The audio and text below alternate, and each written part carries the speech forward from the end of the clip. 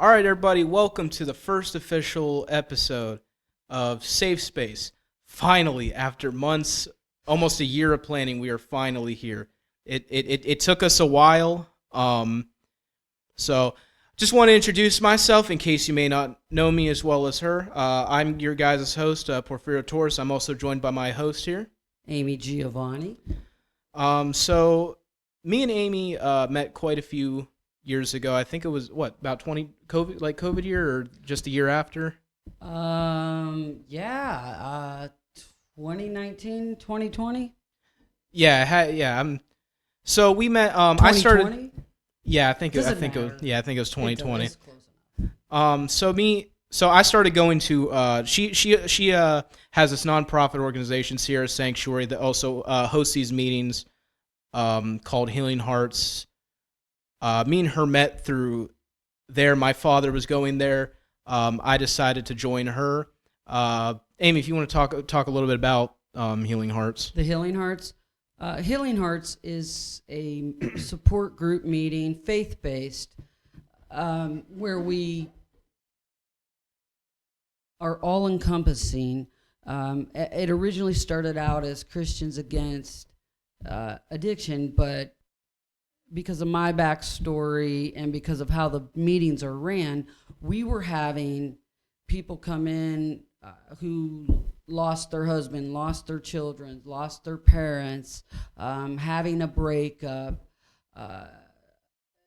the survivors of attempted suicide, people who are a surviving spouse of someone who has attempted suicide. So we flat out realized that the way I was running them and my teammates were running the Healing Hearts meeting is that, hey, we got to change this. This is actually what we're doing here is trying to heal hearts. And so we had a board meeting, Sierra Sanctuary did, and we literally said, well, then we're just going to call it Healing Hearts. I plan every meeting. It's the first and third Monday of every month. I plan out what we could possibly discuss or what I plan to discuss based upon current events in people's lives that are coming to the meetings or just in general about hurt and spirituality and how to find a way to deal with and accept our hurts, traumas, tragedies, unfair things that happen to us in our lives, or just even if someone wants to come and be fed spiritually and come out feeling more excited about life and finding a different way to react or to accept disappointments in life. If that makes sense.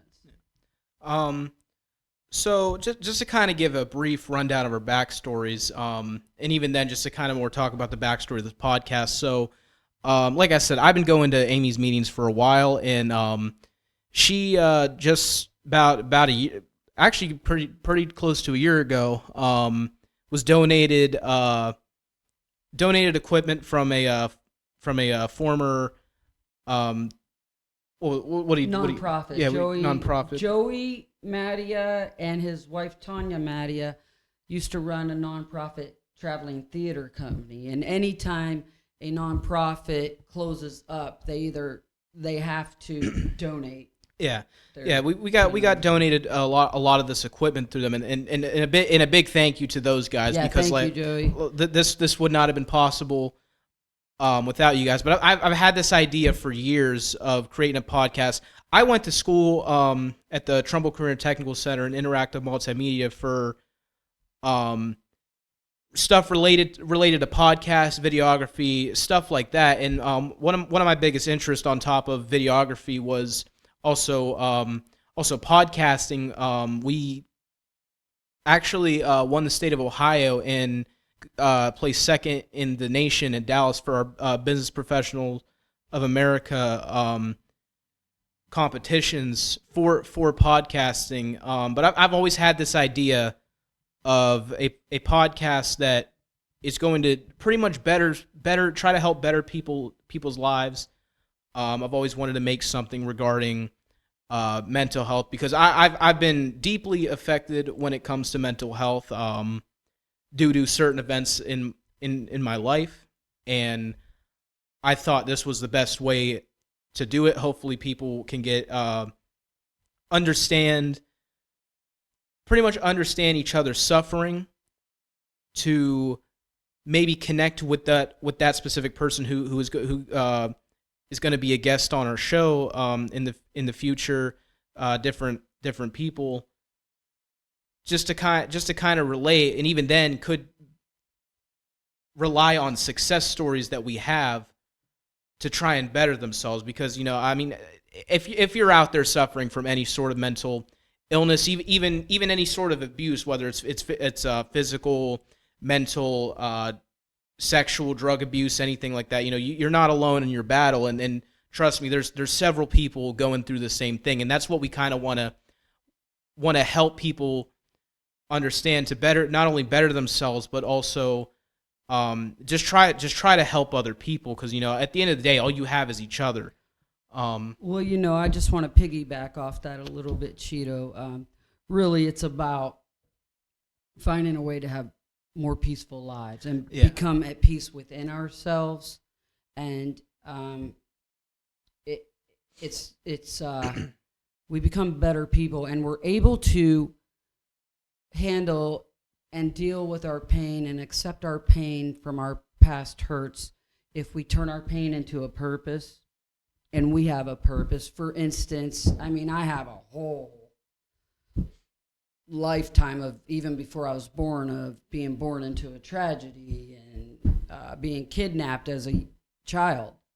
I mean, kidnapped by a stranger, like off the street, milk carton, in my days, type person, and all the sexual abuse I went through during that kidnapping time, and everything in between, and then my daughter having her struggles, and then her being kidnapped, raped, and beaten to death. I mean, there's a lot there, and I knew then, when all that went down, and thank God that I have a strong faith, because that's the only way I can get through this life in general in a healthy way. And I never am gonna beat somebody in the head with a Bible. That's not what it's about. But if we don't have some sort of strength or faith to lean on of a higher power belief, whatever someone wants to believe in, as long as it's good, let's put it that way, then we're really going through this life as if we're climbing Mount Everest with cinder blocks attached to our boots. Yeah. So it's just about putting out some light out there in all the darkness in our lives, and a lot of times, it's hard for people to go to a meeting or go to counseling when they don't have someone who's been through it. Yeah. But while we're on the topic of all that, because I know I said I wanted to, I also kind of wanted to explain our backstories, especially with how we ended up to this point. What kind of drove you to create Sierra's Sanctuary? So Sierra's Sanctuary was created. First of all, I wrote a book, and it's called "The World Is Not Going to Stop for My Broken Heart." I realized that's a long title, but I couldn't shorten it. And I felt this tug at me when I found out my daughter had been murdered. For the longest time, she was murdered in 2014. Because I have my natural talent, my passion, and my 3 degrees are all in writing, undergrad professional writing and editing. My one master's is teaching of writing, and I taught freshman composition at Youngstown State University, and the other one's TESOL. I don't know if that's why, but I felt a tug, and it was right here, Cheeto, it was right here, and it was heavy, and I could physically feel the weight that I needed to write a book, because I was looking at this life differently than a lot of people do during their grieving processes, and I was doing the best anyone can do. So that alone, I had the book, and then I was doing public speaking. I was speaking for people who lost their children. I was speaking a lot at recovery events for people lost in addiction, mostly because when people become addicted to substances, they just, their lives, they go through a lot of bad. Yeah. They go through the worst of the worst. So I was doing inspirational speaking. Like, you can get through it, but let me tell you, you can't go around it. There's no going around any hurt or pain or experiences. We do have to go through it, but if we try to numb ourselves in any way, with any substance and go around it, we're going to create more pain than what we're already going through, and pain that we never asked for, wanted, or deserved, and it's going to be 10 times more. A group of us got together, and everyone on my board, with the exception of myself, Cheeto, you, and your fiance Brooke, has their own counseling centers or does counseling. We got together and we're like, let's start Sierra Sanctuary. Well, originally we were just helping people get to any kind of recovery, whether it was mental health recovery, substance abuse recovery, needing to go to someplace safe. And then I felt like we weren't doing enough. We weren't doing enough to actively impact and possibly prevent, do proactive, or during, or help people maintain some type of healthy level of existence. We were just doing not proactive, reactive. I already said proactive. But, and I felt that tug, so we started it. And I actually did a bunch of research reading on that, and I have I've taken notes, and I've written. I have enough for a workbook, so we can spread the news and spread how it's worked for us on. Cheeto, you've been in my meetings, and how diverse are our people that come? Oh, very, very, very. I mean, extremely. But everything we talk about in those meetings affects and can relate to everyone with how we steer it. And so that's where I think sometimes we might lose people, and that's why we switched it to Healing Hearts. We didn't want to just have just one targeted group of people, you know. Let's catch them all. Let's catch us, and people, when I first started the nonprofit, I had some naysayers saying, oh, there's so many people with problems, you can't save them all. And I'm like, you're exactly right, but I can save one soul at a time. And so, like, we have these bracelets we made up, has my daughter's name on it. Sierra, Sierra, like the mountains, because you can climb, right? So it's Sierra, saving one soul at a time. And so you don't forget. It can be done one at a time. You save one person's life, or you make one person's life better, and that is equated to saving their life. Because if people are living this life lost, then what life do they have? Yeah. But you save one person's life, how many people are in that person's life that is affected by that in a good way? And then how many people in those people's lives are affected? And it's, just keeps going out like the domino effect. Not to necessarily get off topic here, because I do want to explain my backstory, but I will say, commenting on with all the Healing Hearts and all that, might I say, since I've known Amy, that's the Healing Hearts program has gone through a lot of different changes, and especially changes when it comes to buildings. I think when I first met, what was that building? It was off of where the road that the mall leads to. What's it? Youngstown Road.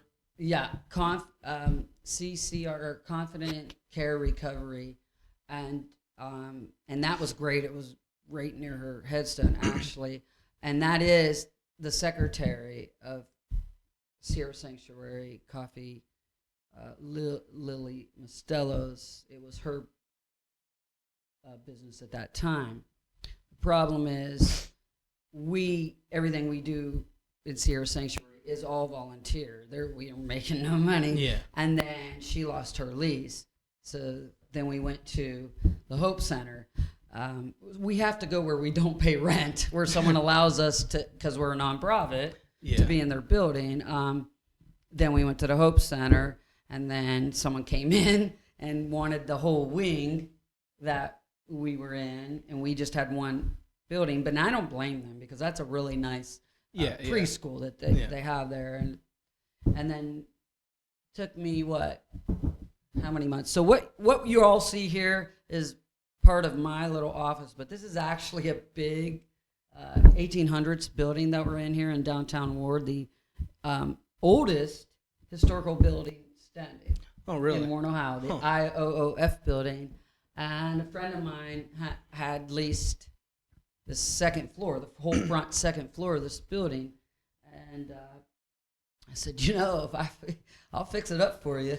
I'll fix that whole building up for you. You want to give us a little office? And so we work together that way. And plus we're a nonprofit, which, it's something she's giving back to society as well. Yeah, and I will explain to everybody watching out there, this is the reason right here as to why it took us as long as it did to get this running, because we were supposed to be running sometime last year, but we ran into issues with actually I think it is coming up on a year that we were supposed to start, because it was supposed to be, I think, more towards the end of July that we were trying to run. We ran into problems with because after she was taken out of her office after this new preschool had rented the building, we were relocating into the basement down there. And there was a lot of issues, a lot of flooding issues, and it came to a point where we kind of realized this isn't going to work. And might I tell you, to the people that were helping us, it was really hard. There was a lot of painting going on. There was a lot of relocating the items of the church that previously had owned that place.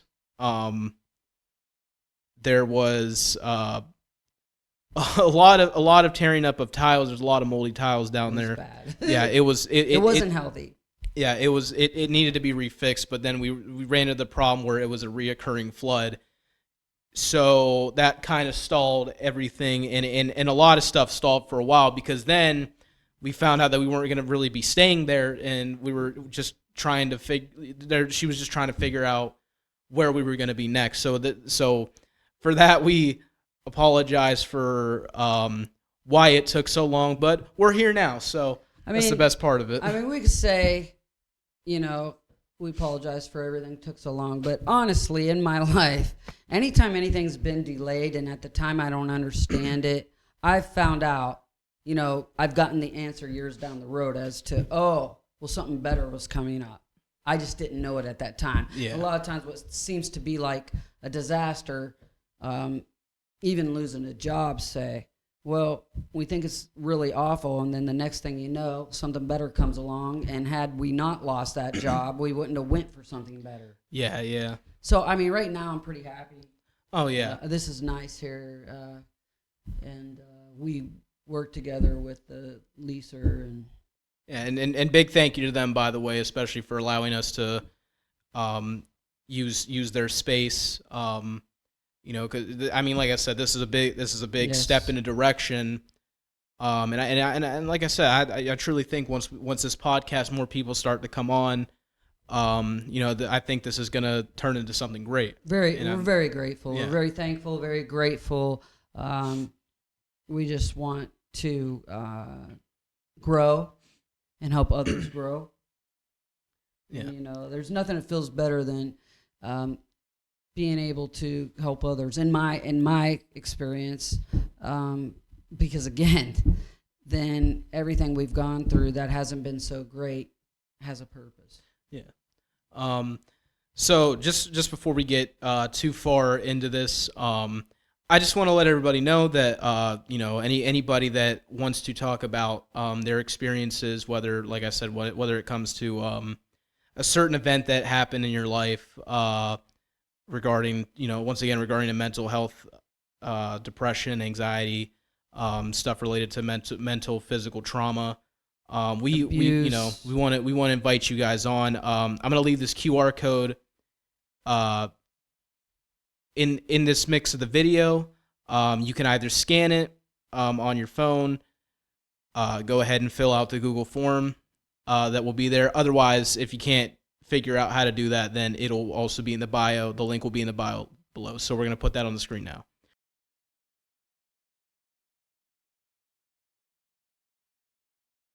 All right, so now that you got that taken care of, if you did, if not, it's quite fine.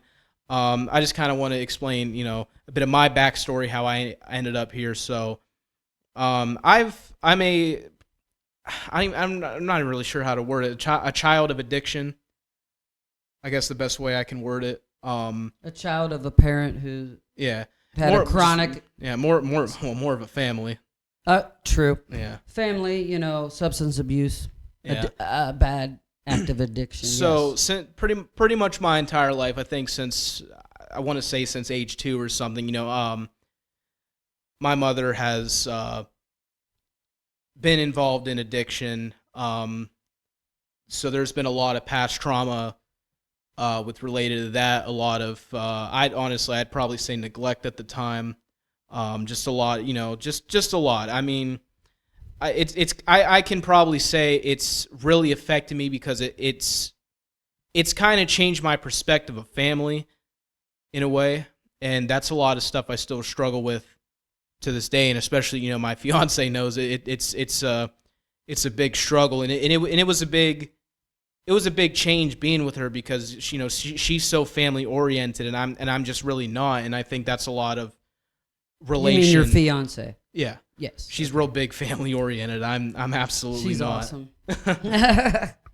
And it's just been a struggle to kind of adapt to being welcomed in by a completely different family. It's pretty much my whole mom's side of the family that's been affected, all of my cousins for the most part.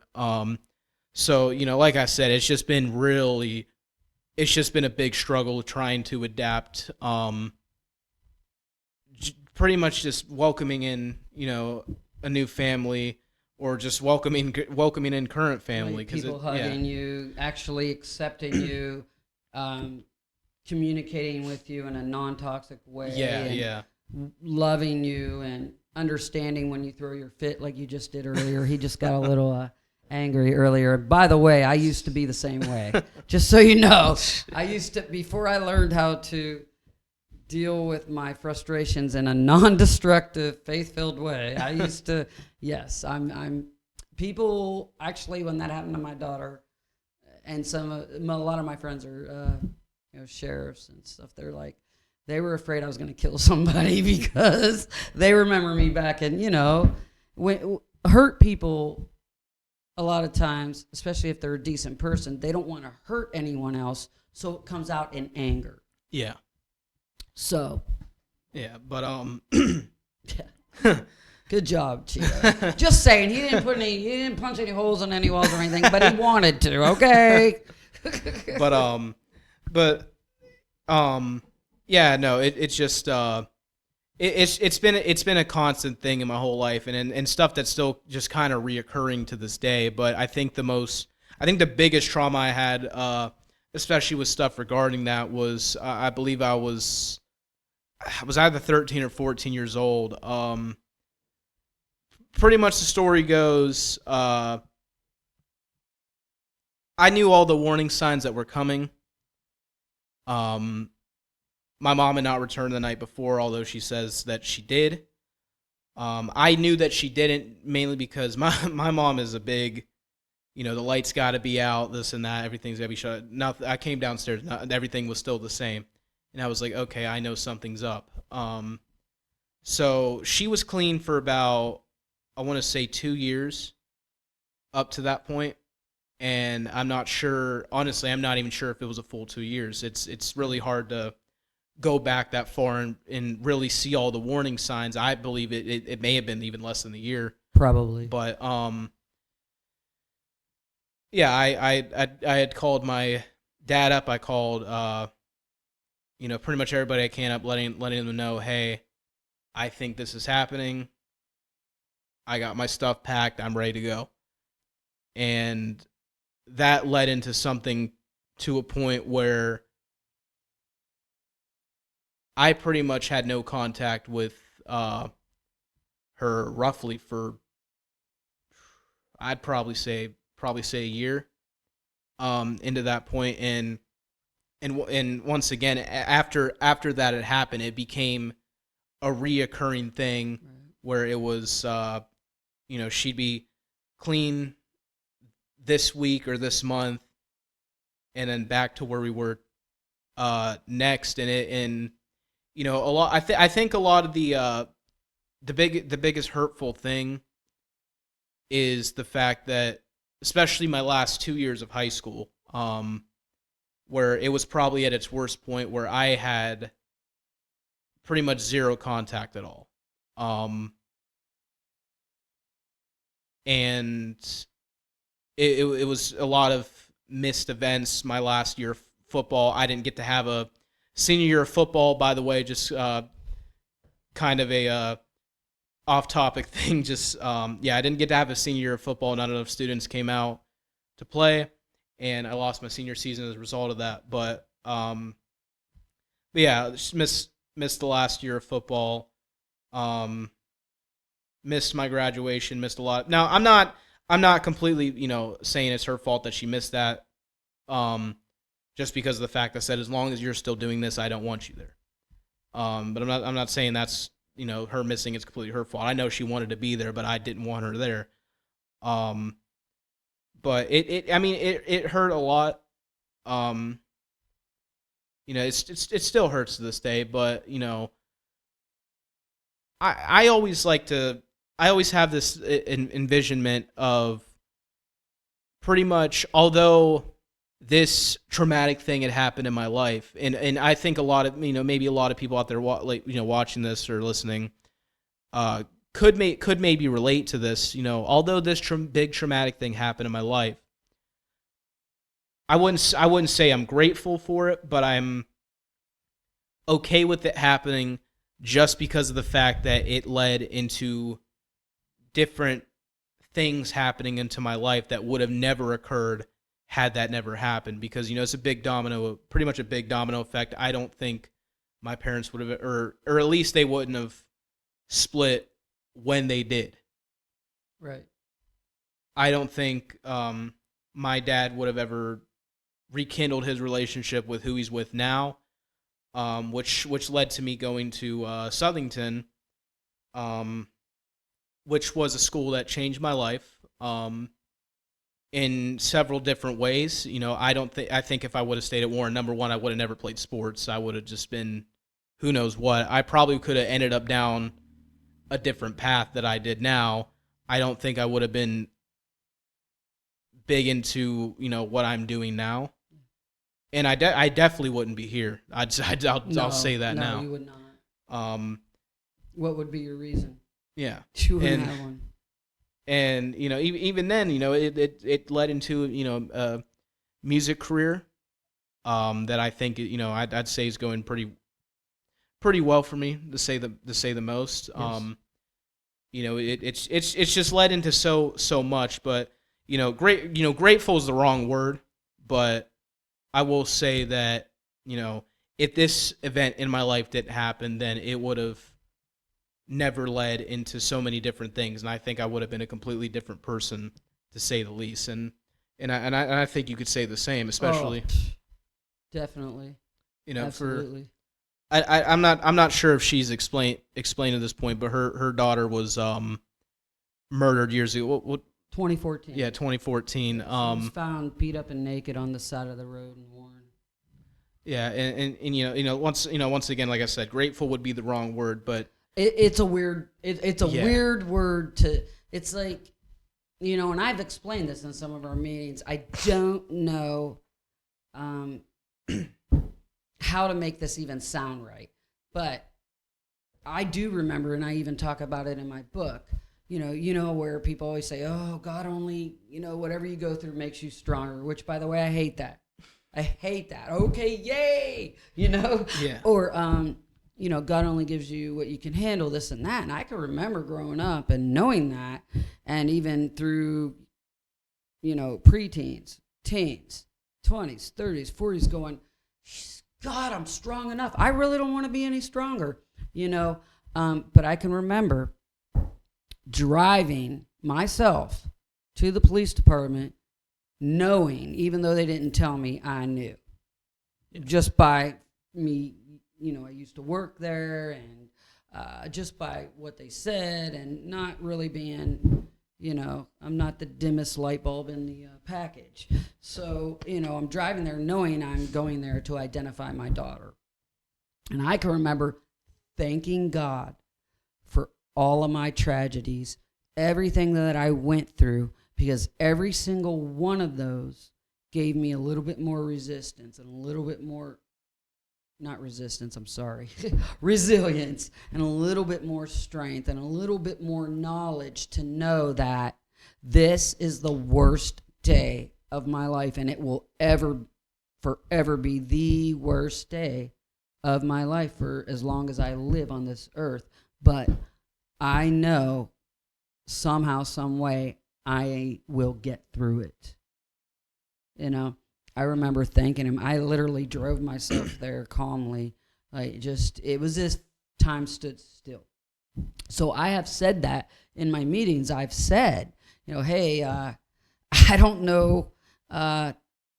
In order for me to have accelerated to the level of spirituality that I'm in now, and just know that there are times in life where all I can do is trust God and believe in God that I'm going to get through this, or that it's going to work out, because I can't trust or believe in any human or anything else, and none of it's making sense. But I know I just got to trust and believe in it, and be able to analyze. I got this extra intelligence once my daughter had passed, because I had no choice. And so how I couldn't have had both. I couldn't have never had both. One of them had to go in order to have where I'm at now. Not that I don't want, there's nothing more I'd want than to have her back. But if my purpose on earth is to do what I'm doing now, and if her purpose was to go through what she went through, and, some of us are meant to be here for a short term to fulfill their purpose, and then others of us are meant to be here for the longest of hauls with different purposes along the way. Yeah. So I could not have both, and one had to go. Yeah. I don't know how else to explain it, and it's weird. So, yeah, you're right. Grateful isn't the word. Thankful isn't the word. Maybe we're embracing. Maybe the word is embracing. We embrace what strengths and insights and opening of our hearts and our artistic talents and our purposes that have come out of the despair that we've gone through. Does that make sense? Yeah. Think more like embracing? Yeah, I'd say so. We're embracing, we're choosing to. It is a choice. We're choosing to embrace the best that came out of the worst. Yeah, it's a good way of putting it. Yeah, so that makes sense. And now we're pretty somber. So to get to a more lighthearted approach, especially into this podcast, because this is the biggest thing that we do want to, and I think it'll definitely be, this probably be a question written in our Google form, especially the kind of, we don't want to for especially for our guests, we don't want to just jump right into saying, so why or how did this happen to you, this and that. We'd like to kind of take an approach to, get the person more comfortable to talk. Because talking about this type of stuff is never a fun thing, and but we want to bring, kind of get people more comfortable. Well, we do talk. crack jokes during our meetings sometimes too. We really do. Sometimes you just have to laugh about stuff. Yeah. Because that's how you deal with it. But yeah, a lot of times, people just want to share what they've gone through, in not to bring others down, but to possibly help someone like we're doing. And that's mostly, what it's about. If we could, I believe if there's one or two great learning lessons or a different way or a different approach about going through anything, whether it's good or bad, and somebody can pick up on that one or two, and while another person's going to pick up on 3, 4, and 5 while they're watching it, then we're spreading light in the world, But I think that what we're gonna do, especially with and it'll probably be in there if you guys have already scanned it or not. But I think we'll put in our forum, just pretty much talking about stuff that kind of lighthearted stuff you want to talk to. Like, for example, I want to ask you, Amy. Honestly, you may not have a story off the top of your head, but I want to ask you, what do you think your most embarrassing moment is? It's really hard to embarrass me. That is a tough one. It's really hard to embarrass me. I'm serious, because I'm pretty open book. That's a tough one. Really a thinker, I guess. I will tell you this: what's embarrassing to me, without going into details, I do have a most embarrassing moment, and it wasn't that long ago. Where I was talking about. Where someone went around all to anybody who would listen and to the whole county or whatnot, saying I was doing something I wasn't doing, or that I was a certain way, and it was just embarrassing to me, and humiliating to me, because it's not something to be proud of, and it's not me at all, and it wouldn't stop. And, that person did that because they were afraid I was going to basically tell other people what they were doing, which was exactly what they were accusing me of doing. And so, let's go degrade this person so that no one will believe that person, when I had no intentions of doing that. And I found that extremely humiliating and embarrassing. But it all comes around, at the time that I was going through it, but it all comes around in the end, people see, but it was embarrassing for that time, and I'm not going to tell people the details. But yeah, having someone portray me in a way as a type of person I would never even be 50% of the way like that person, and go everywhere, and everybody who they talk to, and I'm well known, it was pretty embarrassing. So if that person wanted to hurt me for a while, they succeeded with the embarrassment. Yeah. But of course, I'm going to make that through. That's not the worst thing I've ever been through. You know what I mean? I'm going to make it through, and in the end, and when that person gets found out one by one, which is happening, then, they're feeling foolish, and I'm still standing, and I'm not being shamed, I'm not being bullied, and I'm not being ostracized, which was the plan. Yeah. But, that was pretty embarrassing. So, you did a good job at embarrassing me, but I'm not embarrassed anymore. To be honest, I thought that the poop story was coming. Oh, that poop story? Oh my gosh. Well, that wasn't embarrassing to me. Well, it wasn't my poop in the toilet. So, okay, now we have to tell people. Oh my gosh. Okay, so we have some plumbing problems in this old building, and somebody had to leave. Somebody who dropped a deuce had to leave and didn't make it back like the night before and didn't make it back before I got here. So I'm walking into the bathroom to water that's supposed to be clear, and it's not. It's not clear if you get the drift. And I'm like, are you kidding me right now? So that's not embarrassing to me, but I had to do something about it. So like you or Brooke or myself, if we had to use the bathroom, I'm literally plunging somebody else's poop. Okay. Oh, that wasn't embarrassing at all. That was frustrating. I'm like, and you had to like, it was a big one, man. You had to just like, and it lasted forever. You were here when that happened. Oh yeah. And how long did that take me? Too long. Oh, yeah. Multiple flushes, multiple plunges, but we got it down. Just by the way too, because we were doing some practice runs to pretty much make sure all our audio was okay, the visuals were okay. She was freaking out. That was the main topic of all these reruns and all that, and it was the funniest thing. We may show you some bloopers. Did you save them? I did. Oh, they saved them. I can't wait because like I was like we were trying to like come up with getting the volume right. So Brooke, our tech specialist, was like, say something, and Cheeto says, heard you had some poop problems today. I'm like, who takes a shit? Just leaves it. But that was before I found out what really happened. The person did try, but just it just wasn't happening. But it was bad. It was pretty funny. We'll have to put some bloop. We have to have a blooper. Oh yeah, a blooper segment like off.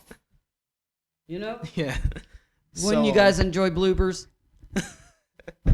So I'd probably say my most embarrassing moment.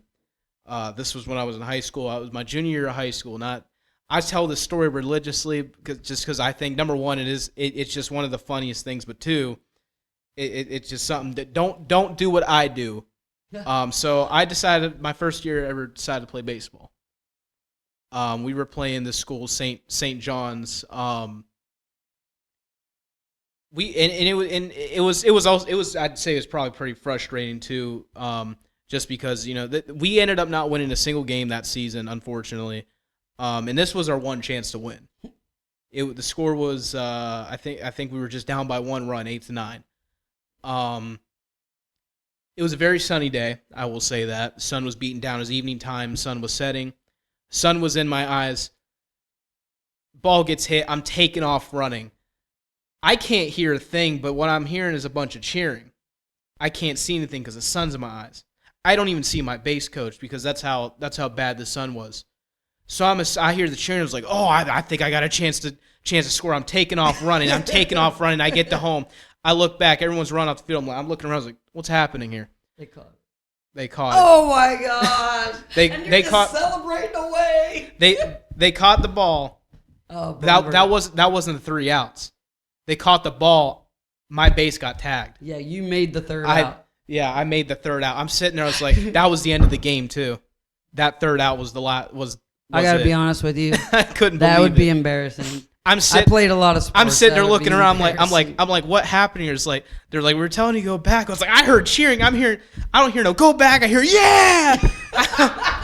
Yay me! I was like, Look at me run. Nobody can catch me. I was like, I guess that was the other team. I said, you guys must have been quiet then, because I said, all I heard was cheering. Oh my god! I couldn't believe it. I was sitting there thinking about it all night. I'm sitting there, it's like, you got to be kidding me. That's embarrassing. And you're still young. Yeah, so luckily, you'll have some more. Luckily, none of those guys are mad. Luckily, none of those guys were mad. They were sat there and said, "This is probably the funnest game we played," and and we really thought that was a step in the right direction. We were wrong. I'll say that we ended up not winning the game after that. My high school basketball career, we had a classmate of mine in her senior year. She was still playing JV, and she was all excited, man. She got down that court and scored that basket, and it was like her only basket. and beat everybody, and no one stuffed her, and here she scored for the other team. Oh, wow. So I get it. Yeah. At least you had an excuse. I mean, it wasn't me that did that. Oh yeah. But yeah, just once again, we hope to have more people on. Any type of hurt. It doesn't even have to be a major tragedy. It could be somebody who's you know, born a boy and feels like a girl, and you know, finally told their parents, and you know, all that they struggled with, any kind of struggles and hurts that people have gone through and need to talk about or whatnot. We're fine with it. Absolutely. But all right, we want to thank everybody for tuning in. For sure. You know, we're gonna have plenty more coming. We're not gonna have a set. I will say we're not gonna have a complete set schedule yet until we get consistent signups for this. Because we don't want to sit here and promise we're gonna do this once a week or once, you know, or even once every couple weeks, and then the couple weeks come and here we are once again talking to each other. I mean, that may be a real possibility, but you know, we don't want to promise that, and then you know, things happen. You know, life gets in the way. Well, we could. I mean, we have tons of stories. I have tons of stories we could talk about if we're waiting for a guest to come on. Yeah. And a topic. Yeah. I mean, trust me on that one. You can't make this stuff up, people. You cannot. You can't. Yeah. So, what do you want to sign off? Yeah, we're gonna sign off here. But yeah, once again, you know, we want to thank everybody for tuning in. Like I said, we're definitely gonna be making more of these. And even then, we might have even some in the future where, you know, we basically just read stories and all that based off of anything. And but yeah, you know, we thank you guys for watching once again. I've been your host, Porfirio Torres, and Amy Giovannone. I thought he was. Don't worry. I thought you were gonna say my assistant. Don't worry. We're my assistant here. No, so he's saying his whole name when he's introducing himself, but I'm calling him Cheeto because that's what we call him. Nickname. If you want me to call you Porfirio Torres, I will go there. I will so go there for you.